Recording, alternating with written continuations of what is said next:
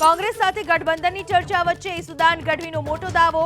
આપને 2 બેઠકો આપવાનું નક્કી કરાયું હોવાનું કહેવું છે ઈસુદાન ગઢવીનું. અને ઈસુદાન ગઢવીએ એવું કહ્યું કે સત્તાવાર જાહેરાત થોડા સમય બાદ કરવામાં આવશે. આગામી દિવસોમાં ચર્ચા વિચારણા બાદ વધુ બેઠકોની માંગ કરવામાં આવશે એવું કહેવું છે ઈસુદાન ગઢવીનું. જે રીતે ઈસુદાન ગઢવીએ કહ્યું છે કે આપને 2 બેઠકો આપવાનું નક્કી કરાયું છે.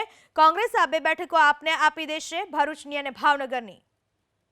દેશ માટે આમ આદમી પાર્ટીએ ગઠબંધન ઇન્ડિયા ગઠબંધનમાં જોડાવાનું નક્કી કર્યું હતું, જેના ભાગરૂપે આજે છેલ્લા તબક્કાની મિટિંગો દિલ્હીમાં ચાલી રહી છે, જેમાં ગુજરાતમાં અને દિલ્હીમાં પણ ગઠબંધનના અત્યારે જે સારા સમાચાર આવી રહ્યા છે.